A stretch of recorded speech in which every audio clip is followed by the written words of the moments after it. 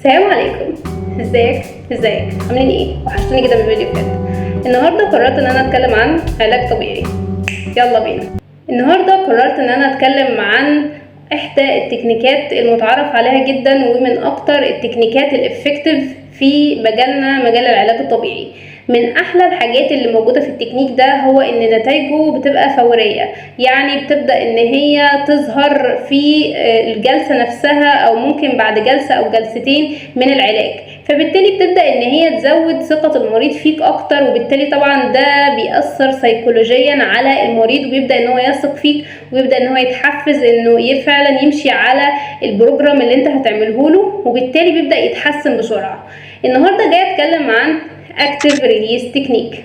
الاكتيف ريليس تكنيك من اكتر التكنيكات اللي نقدر نقول ان هو الى حد ما يشابه الاسترتشنج تكنيك، او اللي هي نعمل استرتشات والكلام ده، بس طبعا عندنا احنا تكنيكس مختلفه شويه في العلاج الطبيعي، ادفانسد ومتقدمه شويه عن الاسترتشنج العادي، مش بس مجرد تمارين استرتشات وخلاص. لا، النهارده بقى جاي اتكلم عن الاكتيف ريليس تكنيك. الاكتيف ريليس تكنيك من التكنيكات اللي بتستهدف الاصابات اللي زي البرن، الكونتراكشر، الادهيشن، التريجر بوينتس، او الاصابات اللي موجوده عامه بينتج عنها يعني ان في الحركيه ما عادتش زي الاول، او ان الوظيفه بتاعت الاستراكشر اللي موجود في الجسم، سواء كان يعني عضله، سواء كان عصب، سواء كان مفصل، سواء كان اربطه، ايا كان الاستراكشر اللي قدامه مش قادر يؤدي الوظيفه صح نتيجه ان المدى الحركي بتاعه قليل. وده اصلا بينتج عن نتيجه ان في زي كلكيعه اللي هي بنسميها الادهيشن والكلام ده، زي كلكيعه مثلا ماسكه فيه حاجه قفشه في العضله كده مخليها مش قادره تعمل الوظيفه الطبيعيه بتاعتها. يعني لو العضله بتتحرك كده هي في حاجه هنا كده قفشه مخليها ترجع للوضع ده. انا بقى وظيفتي كمعالج فيزيائي ان انا افك الحاجه اللي قفشه هنا عشان تقدر تيجي كده. طيب التكنيك اللي انا جاي اتكلم عليه النهارده هو بقى هيعمل الريليزنج اللي هيحصل ده، اللي هو هينتج على اني هفك الحاجه اللي قفشه دي. طيب الاكتيف ريليس تكنيك فكرته الاساسيه هو ان انا بخلي العضله تشتغل اكتيفلي، يعني تبدا ان هي فعلا تتحرك، وانا بعمل ريليز يعني بفك الحاجه اللي عامله ادهيشن في العضله او في الليجامنت او في النيرف، ايا كان الاستراكشر اللي فيه المشكله.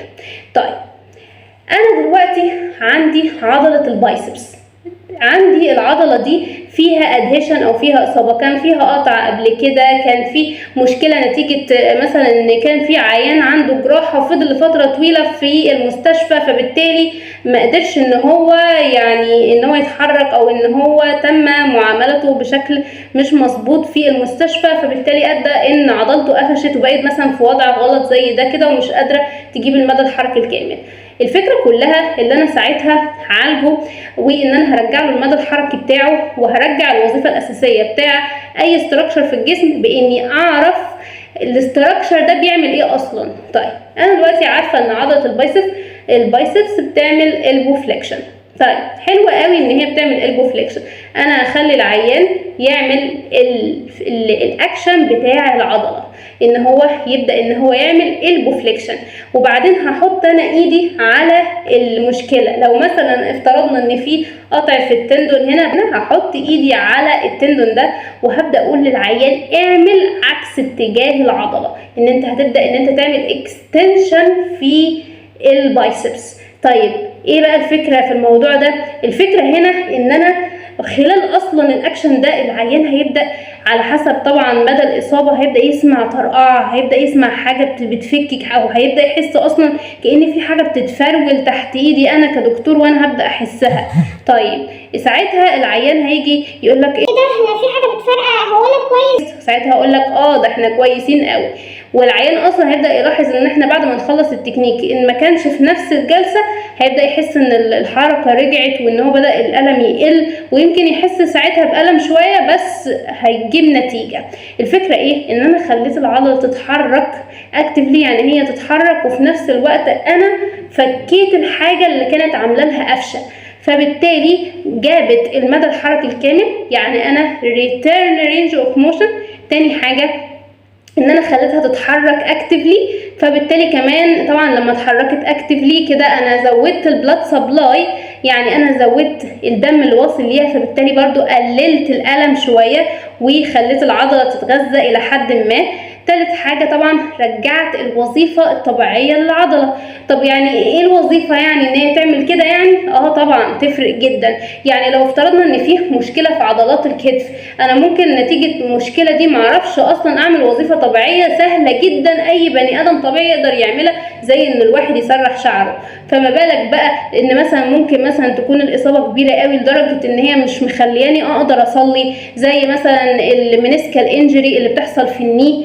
ومش عايزه ادخلكم في تفاصيل كبيره قوي، بس ممكن نتيجه بس ان حته استراكشر قد كده في اصابه هبله زي دي يحصل انت مش قادر تعمل وظيفه مهمه جدا، زي تسريح الشعر، زي ان انت تجيب حاجه من فوق الرف، زي انك تصلي، زي ان اصلا كمان مثلا حاجه زي اصابه التريجر بوينت. التريجر بوينت اللي بتبقى موجوده، الكلاكيع اللي بتبقى موجوده في العضله دي بتعمل ضعف في العضله. تخيل يبقى عندك عضله سليمه كلها سليمه كده، ونتيجه بس حته كلكوعه كده عامله لها ويكنس من الالم والكلام ده كله. التكنيك ده من اكتر التكنيكات الفعاله جدا. كده خلصت الفيديو النهارده. لو عجبك الفيديو متنساش تعمل لايك، شير، سبسكرايب، فعل زر الجرس عشان يوصلك كل جديد. حاطه لكم لينك الفيسبوك، انستجرام، وقولوا لي في التعليقات لو انتوا عايزين اتكلم عن موضوع جديد في العلاج الطبيعي، وقولوا لي في التعليقات كمان لو انتوا عايزين نتكلم عن موضوع اجتماعي، وهل عايزين الفيديو الجاي اجتماعي ولا علاج طبيعي. والسلام عليكم.